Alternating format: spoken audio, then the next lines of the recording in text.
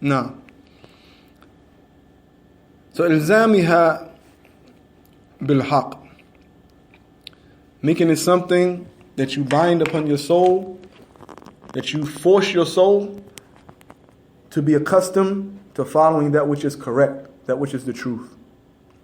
قال الله عز وجل والذين جاهدوا فينا لنهدينهم سبلنا وإن الله لمع المحسنين.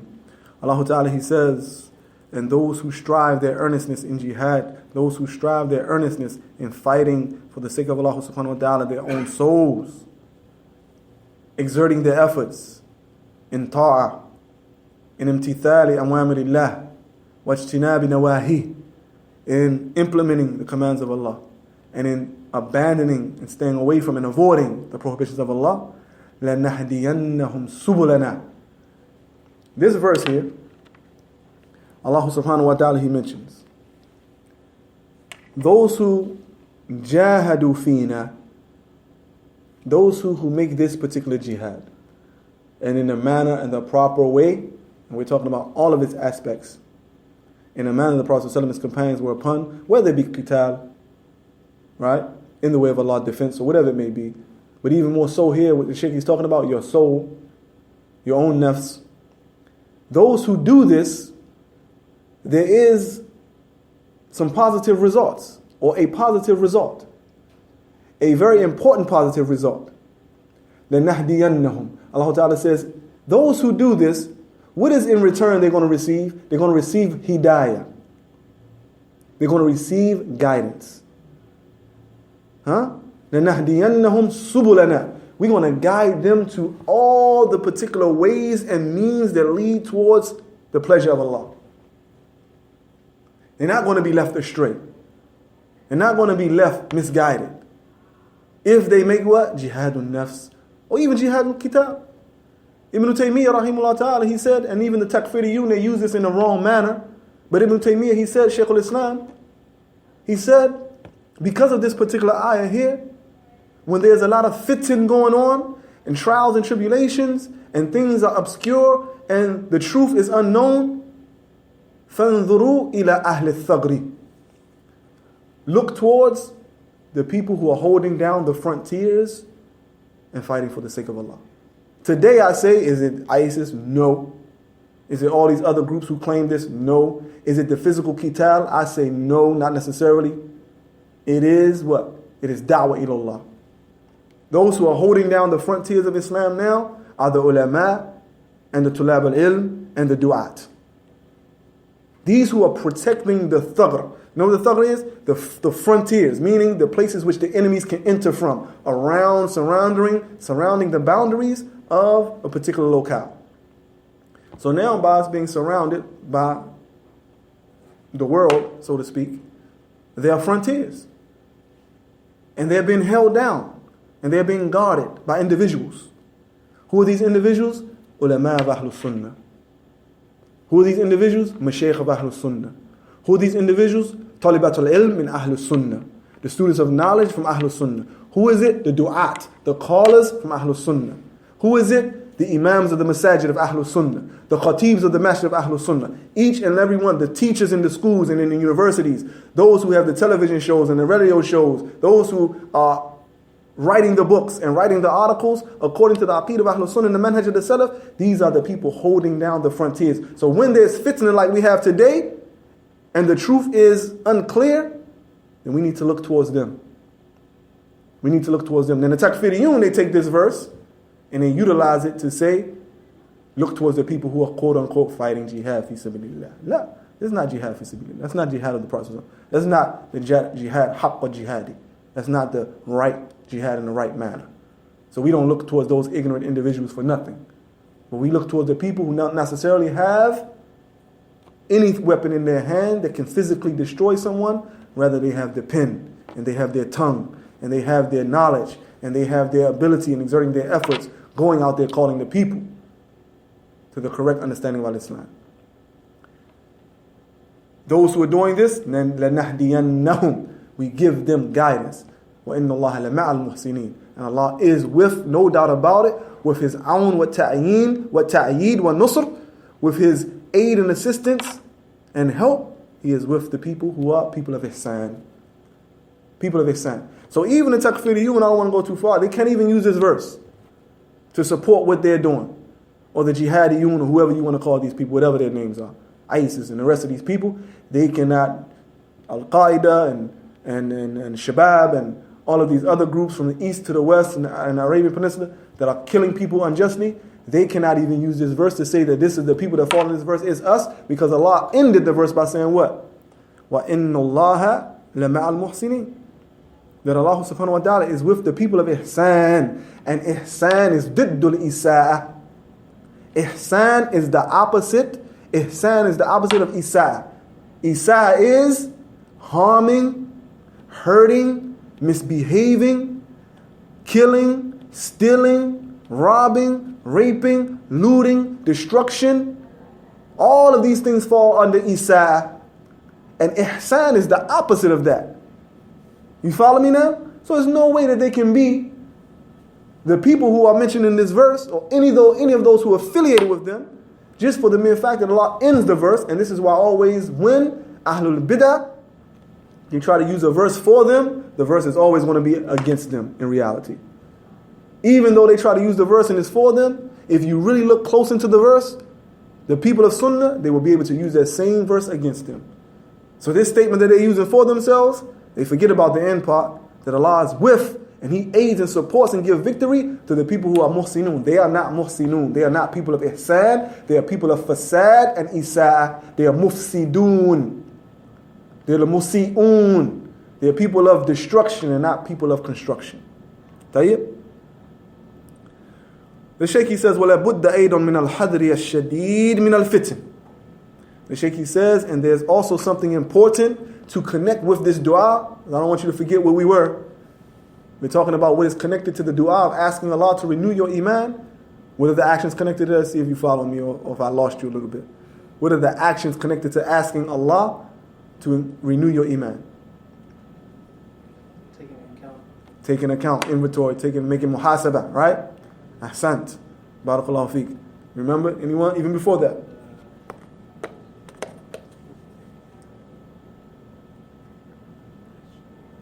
Striving against your own. Jihadun nafs. Jihadun nafs, right? I may be missing one. That's what I had. Binding the soul to the truth. You got all of them. طيب.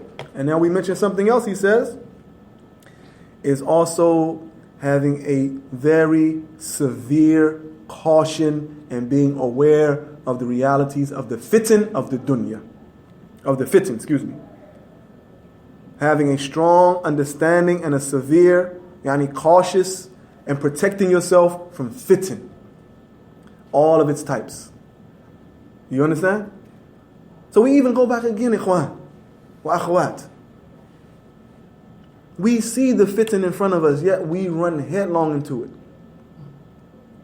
It is something that is not good for our iman. It's not good for our iman. This is why you see the people involved in the fitan. When you look at them, wallahi, when you look at them, you see in their faces a lack of light. You see darkness in their face. You see gloominess in their character. When there are those who involve themselves in fitan, trials and tribulations and foolishness. You see this. This is something that is unhealthy for your iman. This is why it's easy to commit so much fahsha and munkar when you involve yourself in fitan. Because it's something that's unhealthy for your iman. ولا سيما في هذا الزمان الذي تكاثرت فيه الفتن التي تضعف الإيمان بل كثير منها تأتي على الدين من أساسه وتنقضه من أصله. The Shaykh says, especially in this time of ours, especially in this day and time of ours, in which fitan has increased and is in abundance, and it is something that is weakening iman amongst the Muslims. The fitan that is taking place on a global level with the Muslims in general, weakening the iman of the ummah in general. And then the fitna that is taking place, the fitan on a local level, is weakening the iman of the Muslims. Weakening the iman of the Muslims. That's why people don't spend for the sake of Allah, because of fitan. Their iman is low. So the iman that is low is not encouraging them to spend in the way of Allah, exerting their efforts and their wealth and their time to help out the deen of Allah, deen of Islam. Because their iman is low. You don't find people being involved collectively in calling the non-Muslims to Islam. We so worried about the fitna amongst us. It has weakened our iman to the point we have forgotten that there are people out there who need to be called, who need Islam, who are in need of the Muslims, in need of the Muslims, in need of the truth, in need of light, in need of guidance. We just want to complain about them. We're going to complain about the neighborhood. We're going to complain about the city. We're going to complain about the kuffar instead of going out there and taking them by their hand and showing them the beauty of al-Islam, the beauty of and the sweetness of al-Iman. Right? That ta'am al-Iman. That is the one who has tasted Iman. من رضي بالله ربا وبالإسلام دينا وبمحمد صلى الله عليه وسلم نبيا ورسولا. That is the one who has tasted Iman. The one who is pleased with Allah as his Lord, pleased with Islam as his deen, and pleased with Muhammad sallallahu alaihi wasallam as his messenger. This tells us that Iman has what? A taste. A real taste. A real experience. وَجَدَ بِهِنَّ حَلَاوَةُ الْإِيمَانِ. That is the person who has experienced by way of these characteristics the sweetness of Iman. This is real. You ever wonder why they use drugs the way they use drugs, drink the way they drink? Huh? Chase after the women the way they chase after the women? Lie the way they lie, steal the way they steal, cheat the way they cheat? And chase after all of these type of things, gamble the way they gamble? And all of these things that are bringing to them some type of pleasure, what are they looking for? They're actually looking for what we have in Iman. They're looking for that sweetness. They're looking for that ladha. They're looking for that delight. They're looking for that satisfaction. They want that experience, and the drugs is giving them a temporary fix. The alcohol gives them the temporary fix. The woman gives them the temporary fix. The gambling gives them the temporary fix. The stealing and the lying and the cheating gives them a temporary fix, which at the end, when it goes away, what does it leave them to? Regret and sorrow. Is this not the case? The person comes down from that drug, that alcohol, he did that thing with that woman or she did that thing with that man that was impermissible. In the end, when they think about themselves, it's regret and sorrow and disgust. When they lied, it's the regret, sorrow, and disgust. When they lose that money gambling, regret, sorrow, and disgust. When they finish with it. And then what? Chasing after that same feeling again. Trying to get it. Whereas the Muslims, Allah has given it to us in Iman. Allow us to taste it. Allow us to experience it to the point when we experience it, we try our best to do everything to keep it at that level that we constantly taste it, we constantly experience it, and we have anxiety attacks if it goes away. We feel unstable. We feel something wrong when our Iman is not at a certain level. When we're not tasting that Iman. When we're busy with the dunya, working, hustling, whatever it may be. And we are distracted from the akhirah, and we're distracted from Islam and Iman, we get that anxiety. Alright? And then when we go and we sit and we open up the book of Allah, and we open up a book of hadith, or we go to the masjid for the 5 salawat, or we go to Jummah and hear the khutbah, or we go to a lecture and we sit down in that lecture, or we go and we listen to something on audio, or we watch a video lecture, or whatever it is that we place ourselves back into that realm of al-Islam, then we're like the fish who was taken out of the water and put back in. Now we can relax. Now we feel the satisfaction. Right? Except that what ours is, there's no regret with it. There's no sorrow. It only can continue to increase and increase and increase, and there's no limit. There's no limit.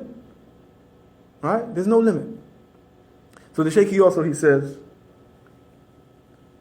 and because of this, there are many things that come of these fitan that are religious trials and tribulations and affect the deen at its root, affect the deen from its foundation, and weakens it and sometimes destroys it. He says, وَالْإِيمَانُ أَثْمَنَ شَيْءٍ فِي الْوُجُودِ. Iman, it is the most precious and the most expensive and the most valuable thing in existence. وَأَغْلَى كَنْزٍ فِي هَذِهِ الدُّنْيَا. And it is from the most expensive of treasures in the life of this world.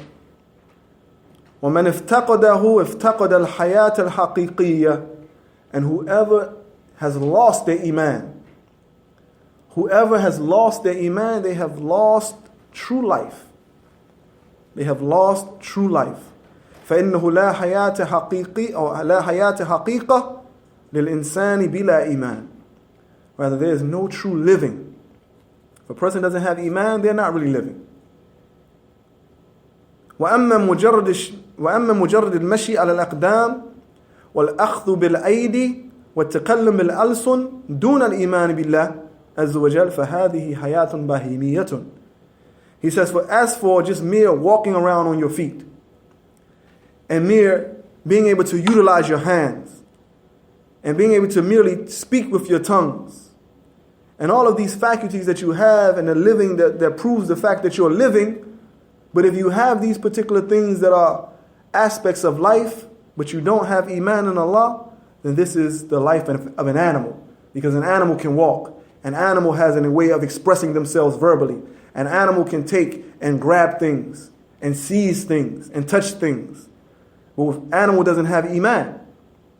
So the person, the individual who has life and have the faculties and have the ability of walking, of verbally expressing themselves, of eating and drinking, but they have no iman, then their life is just like an animal. What separates them from an animal? Animal is the same way. طيب؟ لأنه يشترك فيها الإنسان والحيوان, because the animals and human race, they both share with these faculties. أما الحياة الحقيقة فهي حياة الطاعة للرحمن.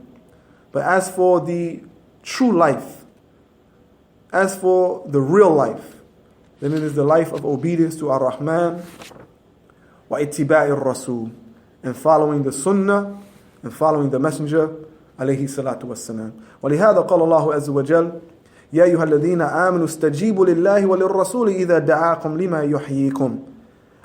And because of this, Allah subhanahu wa ta'ala, based upon this, He says in Surah Al-Anfal, ayah 24, O you who believe, استجيبوا لله وللرسول, answer the call, respond to Allah Ta'ala and His Messenger when you have been invited by them to that which will give you life. When you have been invited by them to that which will give you life. And that is in Surah Al-Anfal, ayat 24. The Shaykh goes on and he mentions some of the statements of the Salaf concerning this issue of renewing or revitalization of Iman. Some of the statements of the Salaf concerning renewing or reviving Iman. He says, وَلَقَدْ كَانَ السَّلَفُ رَحِمُهُمُ اللَّهُ تَعَالَى مِنَ الصَّحَابَةِ وَمَنْ بَعْدَهُمْ يَعْنَوْنَ بِإِيمَانِهِمْ إِنَايَةً كَبِيرَةً وَيَهْتَمُّونَ بِهِ اهْتِمَامًا بَالِغًا. He says that the Salaf, they are those from amongst the companions and those who came after them. They were those who were in the habit, their habit was being concerned with their iman in a manner that was very major and tremendous. They had a major concern with their iman. Shaykh Abdul Hakim, the Salaf. We're moving into now is some of the statements of the Salaf concerning this issue of Tajdeed al-Iman. He said that the Salaf, they had a major concern with their iman. They had and stressed in a tremendous and far-reaching importance, and exceedingly importance upon the condition of their iman. وَالْآثَارُ الْمَنْقُولَةُ عَنْهُمْ في التفقد الإيمان والعمل تقويته وتجديده كثيرا. And there are many narrations from the Salaf concerning the manner in which they used to inspect their Iman and their actions and strengthening their Iman and renewing their Iman. There are many narrations, many athar. فكان عمر بن الخطاب رضي الله تعالى عنه, from amongst those athar, the first one is that Umar رضي الله تعالى عنه الخليفة الراشد يقول لأصحابه. That Umar رضي الله تعالى عنه, he used to say to his companions, هلموا نزداد إيمانا, هلموا نزداد إيمانا. He used to say, come, let us increase in our Iman. That's what he used to invite them to. Come, let us increase in our Iman. Come for the purpose of increasing in our Iman. Do you think come for the purpose of backbiting is going to increase our Iman? You think it's going to increase our Iman? Although some people have tried to use this as a means, permissible backbiting, as a means of we're increasing our Iman. Akhi, it's permissible backbiting, right? Talking about fulan and fulan, it's a permissible backbiting, right? The asl of ghiba is, it is haram. And the exceptions are very rare. Very rare. Namima is haram. Tale carrying is haram. Disrespecting, calling people out of their names in a gathering, in a masjid, haram. Haram. Did the Salaf do this? No. Did the Salaf do this? No. Umar, he said, Halimmu nazdad imanan. Come so that we can increase in our iman. What do you think this gathering consisted of? The ayat of Allah tabaraka wa ta'ala. Huh? The statements of the Messenger sallallahu alayhi wa sallam. Wise nasa'ih. Huh? Wa tawjihat. Wise advices, wal hikam, wisdoms that emanated and were produced from the mouths and the tongues of these noble, pure souls, radiyallahu ta'ala anhum ajma'in. He said, tell his companions, in another wording of this, ta'alaw nazdad imanan. Again, come, let us increase in our iman. Najlisu wa nadhkurullaha tabaraka wa ta'ala. Let us sit and remember Allah. Wa nadhkurul jannah. Let us sit and remind ourselves about Jannah. Wa nadhkurun nar. Let us sit and remind and mention the horrible features and conditions and the state of the hellfire. Najlis wa nadhkuru wa'id Allah wa wa'dahu. Let us sit and let us remind ourselves and let us remember and think about the threat of Allah and His promise, both together. The threat of Allah and His promise. Wa nadhkuru raja'ahu wa khawfahu. Let us sit and let us remind ourselves and remember the hope that we should have in Allah Ta'ala and the fear that we should have of Allah Jalla fi ula. Huh? Nadhkuru Allah, nadhkuru Jannah, nadhkuru nar. Remember Allah. Let's remember Jannah. Let's remember the hellfire. Let's remember the threat and the punishment of Allah. The threat and the promise of Allah. Nadhkuru raja'ahu wa khawfahu. Let us remember the hope we should have in Allah and the fear we should have in Allah. Huh? نذكر الله, نذكر الجنة, نذكر النار, نذكر الوعد والوعيد, نذكر رجاء والخوف. 7 things, ikhwan. Again, as we enumerate things, when do we have time to talk about anything else? Do we really remember Allah in the way that we should? Have we actualized this in the manner that we should? Do we really make the tasbihat and the tahlilat and the takbirat?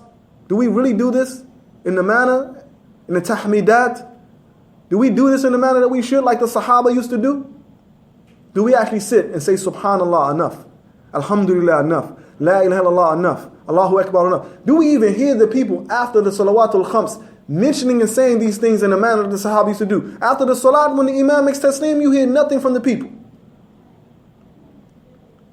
So much so that they make it a habit to, if you hear someone comes around and do it, they may look at the person strange. Astaghfirullah, astaghfirullah, astaghfirullah.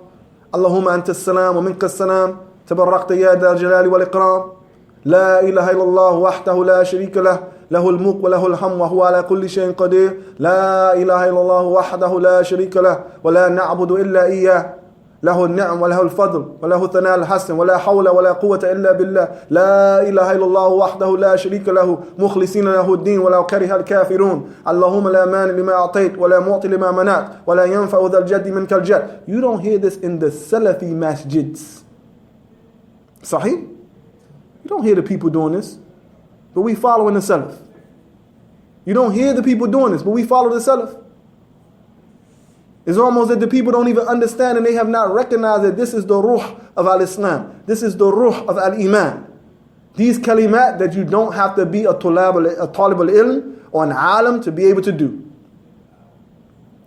But you find that the people don't know. And they're not being raised, they're not being educated, they're not being encouraged by the imams to do these. Because if the imam was doing it and they heard the imam do it, then perhaps even if he didn't say anything, people will begin to follow. Or people will inquire, yeah, Imam, what are you saying? What is this that you're saying? I hear you say all the time after you finish the salah, you make the taslim. This is the way we teach the people. Right? But the people really know who's on it, who's off of it, right? They know this very well. They know who not to sit with, right? They know where not to go, right? SubhanAllah. He says, وَنَذْكُرُ ذَلِكَ كُلَّهُ حَتَّى يَزِيدَ إِيمَانُنَا وَيَقْوِي. And he says, and we will remember all of these things for the purpose of our iman increasing and strengthening. That was Umar radiallahu ta'ala who said that. Halimmu nazdad imanan. Or ta'allaw nazdad imanan. Umar used to say what? Come, let us increase in iman. طيب. وكان عبد الله بن مسعود رضي الله تعالى عنه ابن عبد يقول اجلسوا بنا نزدد إيمانا. Abdullah ibn Mas'ud radiyallahu ta'ala anhu, he used to say to the people, sit, let us increase in iman. Sit down, let us increase in iman. وكان يقول في دعائه, and he used to say in his dua, اللهم زدني إيمانا ويقينا وفقها. He used to say, oh Allah, increase me in iman, in certainty, and in understanding of your religion. وكان معاذ بن جبل رضي الله تعالى عنه يقول اجلسوا بنا نؤمن ساعة. اجلسوا بنا نؤمن ساعة. Mu'adh ibn Jabal radiallahu ta'ala, major statement here, major kalima. He used to say, اجلسوا بنا, sit with us, let's sit. نؤمن ساعة. So we can, literally as this translated, believe for a moment. طيب. I ask you a question. اجلسوا بنا نؤمن ساعة. What does this mean? What do you understand from this statement here? What do you understand? Sit with us for a moment. Let us believe for a moment. Sa'a. Sa'a is not necessarily here 1 hour. It could be less. It could be more. Sa'atan, for a moment, for a particular period of time. What do we understand this? As-sa'a muta'alliqa bi'aish. Is it connected with ijlisu or nu'min? The term for a period of time, of moment here, is it connected to sit or is it connected to nu'minu, let us believe?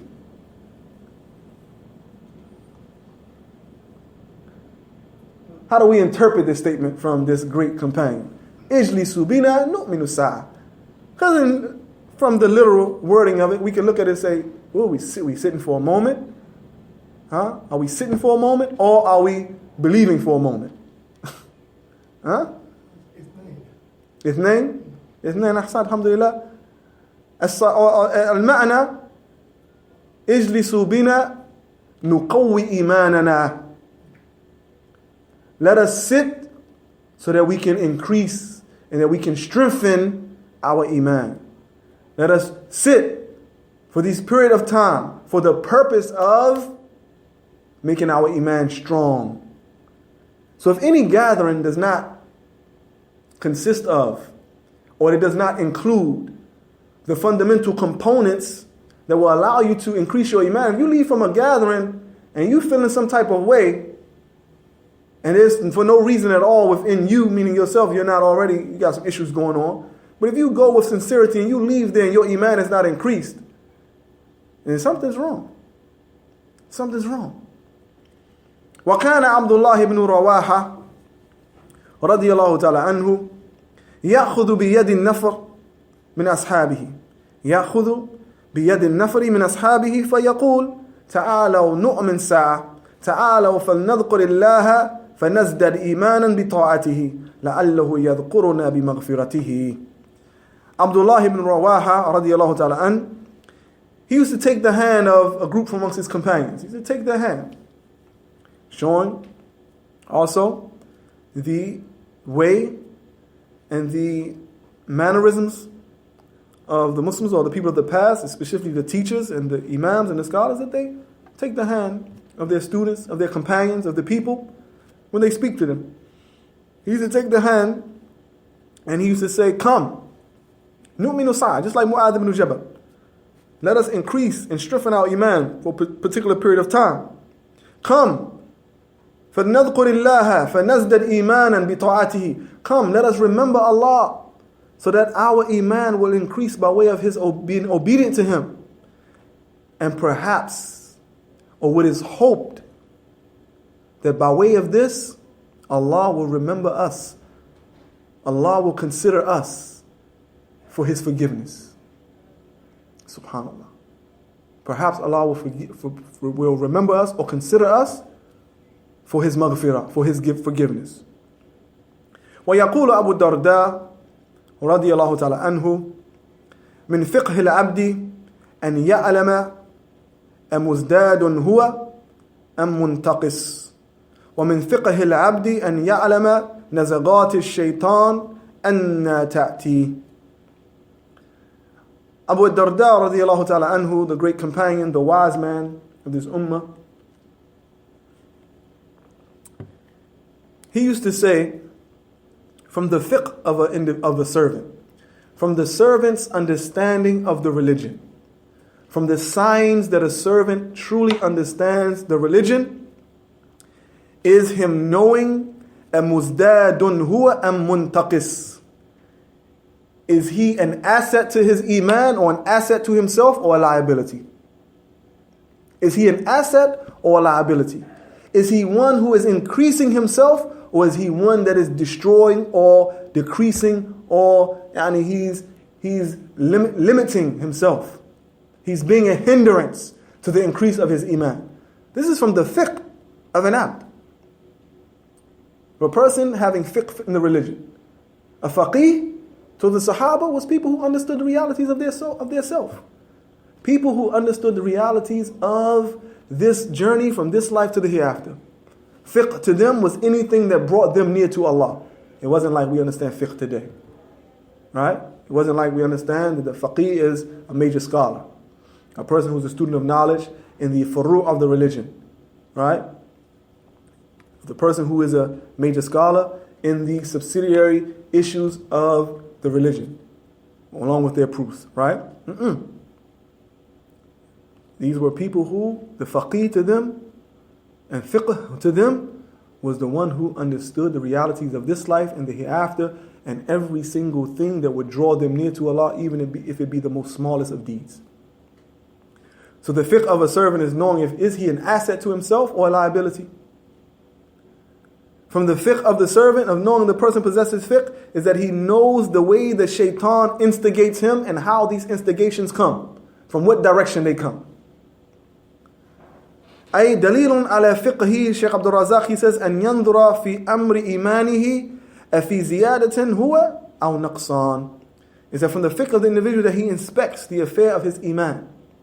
Is it something that is increasing or is it something that is decreasing? فكثير من الناس ينقص إيمانه ولا ينتبه. Many of the people, his iman has decreased and they don't pay attention and they are not aware of this. وهذا من ضعف الفقه والبصيرة. And this is from a weakness, a true weakness in the understanding and reality and clarity and insight of that person of the religion, of his fiqh. وكان أمير ابن حبيب الخطمي رضي الله عنه يقول الإيمان يزيد وينقص.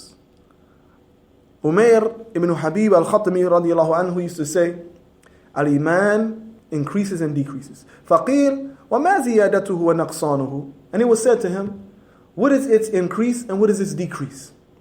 فَقَالْ إِذَا ذَكَرْنَا اللَّهَ عَزَّ وَجَلَّ وَحَمِدْنَاهُ وَسَبَّحْنَاهُ فَذَلِكَ زِيَادَتُهُ وَإِذَا غَفَلْنَا وَضَيَّعْنَا وَنَسِينَا فَذَلِكَ نَقْصَانُهُ. He says, when we remember Allah, and when we praise Allah, when we make tasbih of Allah, then that is the increase of iman. But when we neglect this, and when we are heedless of this, and when we waste our time, and we are neglectful and heedless, and we forget about this, this is when it decreases. وكان علقمة ابن قيس النخعي رحمه الله تعالى وهو أحد كبار التابعين وأجلائهم يقول لأصحابه امشوا بنا نزداد إيمانا. Alqama ibn Qais, who is from the senior tabi'in, meaning he was from the senior students of the companions, meaning he met a lot of the companions, because the tabaqat, the generations or the levels of the tabi'un, even the companions are of levels, not one level. Right? You follow what I'm saying? The tabaqat. So he's from the kibar tabi'in. From amongst those tabaqat are tabaqat al-kubra, wa tabaqat al-wusta, wa tabaqat al-sugra. From amongst the tabaqat of the tabi'un or tabi'in is the generation of the major tabi'in, right? And then there's the generation of the middle tabi'in. And then there's the generation of the younger tabi'in. What does this mean? Those who met and learned from and were around at a time when there are many companions still living. And then those who were around and there were lesser companions and they met lesser companions. And then those who were lower at that level, younger, of course in age as well, younger, sometimes of those who met lesser companions and lived at a later generation where many of the companions had passed away and there were only few left. And the companions are tabaqat as well. They're senior companions, those who were much older and accepted Islam very early. And then there's those who were from the middle and those who were from the younger companions. Who were from the younger companions? Companions that were very young, even when the Prophet ﷺ even passed away. Companions who were young and were not around the Prophet ﷺ for that long. We know some of them.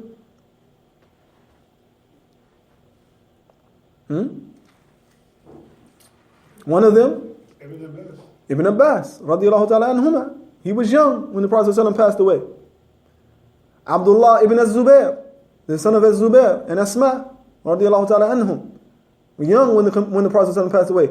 How old was he? He was approximately about 9 or 10 years old, about 9, 10 or 11. In between there, because he was from the first of the children to be born to the Muhajirun of Medina. And we know the Prophet ﷺ, he was in Medina for how long before he passed away? Approximately 10 years, give or take. So Abdullah ibn az-Zubair had to be about 10, 9, 10 or 11, depending, when the Prophet ﷺ passed away. Right? Who also was young during that time? We know. Anas ibn Malik. Right? He was a young companion, not as young as them, I don't believe, but he served the Prophet ﷺ for 10 years. As a young boy, when the Prophet ﷺ migrated to Medina. Right? So there are different levels of the companions, and he was one of the last of the companions to lived a very long age. Right? Up until 100. Right? About 100 and something, give or take. طيب. So, Alqama ibn Qais al-Nakha'i, rahimahullah ta'ala, was from the senior tabi'un, along with the likes of Sa'id ibn Musayyib, or Ibn Jubair, one of them, along with the likes of Alqama ibn Waqqas, right? Who was the individual who narrated the hadith from Umar radiallahu ta'ala an to Muhammad ibn Ibrahim at-Taymi, the hadith of Niyya, innama al-a'malu bin-niyya, right? Alqamah bin Waqqas, he was from the senior tabi'in. How do we know he was hearing from who? This hadith from who? Umar. Right? Muhammad ibn Ibrahim at-Taymi, who got it from him, was from who? The middle tabi'in. You see how it works? Right? Yahya ibn Sa'id al-Ansari, who heard it from Muhammad ibn Ibrahim at-Taymi, was from the lower generation of tabi'in. You see? And Sufyan ibn Uyayna from Atba' tabi'in heard it from him. You see? To the Shaykh al-Bukhari al-Humayri, Abdullah ibn Zubair, to al-Bukhari. Look at the beauty of Islam. There's nothing like this. Right? To be able to trace and understand the legacy of our religion in that particular manner. Anyway, that's not this class, inshallah. Maybe another time we can bring our brother Mufti down and he will, benefit us in those particular issues and those sciences of hadith and chains of narration, right? I don't want to talk about it like I have knowledge of it, because I don't. Alqamah, he said, Imshu bina nazdat iman. He used to say to his companions, walk with us, come, walk with us, and let us increase in iman. وسئل عبد الرحمن بن عمرو al-Awza'i rahimahullah ta'ala, another great scholar of al-Islam. We know him, al-Awza'i. We know this name, right? Al-Awza'i. He was a scholar from Sham. He was a scholar of Sham, right? He's Abdul Rahman ibn Amr al-Awza'i. He was a contemporary of Imam Malik. He was a contemporary of Sufyan al-Thawri. At this time in the Islamic world, these three great scholars, all of them were in different areas. Sufyan al-Thawri was in what we call modern day Iraq, right? Malik was in Medina, in the Hijaz. And al-Awza'i was in Sham, modern day Jordan, Palestine, Syria, Lebanon, Beirut, the likes of those places, right? This is where he was at. Those three scholars were imams of the Muslim world at that time, all living at the same time. And their legacies are tremendous, right? Legacies are tremendous. And at that time, there was no one who would only say what? If you don't go to this scholar, or don't go to that scholar, or don't take from this scholar. Did you find them having that type of personality? No, even with one another. Even with one another. I believe it was Malik, or it was one of them who said, when I am in this particular place, if it was Malik, I forget. If I'm in the Hijaz, or might have been Sufyan al-Thawri, if I'm in Kufa, or Iraqain, Kufa, and Basra, if I'm in this area, and Malik is in Medina, and al-Awza'i is in Sham, no one can overtake us. No one can overtake us. Ahlul Bid'ah. No one can overtake us, right? And all of them had their madhab. All of them had a madhab. All of them, right? Had students who followed their madhab. طيب. Al-Awza'i, he said, rahimahullah, an al-iman ay yazid. About iman, he was asked, does it increase? قال نعم حتى يكون كالجبال. He said, yes, it increases until it becomes to the point where it becomes like a mountain. He said it increases to the point where it becomes like a mountain. قيل أفينقص, does it decrease? قال نعم حتى لا يبقى منه شيء. He said, yes, it decreases to the point where there is nothing remaining of it. It decreases to the point where there is nothing remaining of it. وسئل إمام أحمد رحمه الله تعالى أن الإيمان يزيد وينقص قال يزيد حتى يبلغ أعلى السماوات السبع وينقص حتى يصير إلى أسفل السافلين السبع. And Imam Ahmad, he was asked about Iman, does it increase and decrease? He said, yes, it increases till it reaches the highest state of the seventh heavens, and it decreases till it becomes to the lowest of the seven earths. طيب. We will take a break, inshallah ta'ala, here after mentioning these statements of the Salaf, and we will return in about 10 minutes, inshallah ta'ala. هذا والله أعلم وصلى الله على نبينا محمد وعلى آله وصحبه وسلم.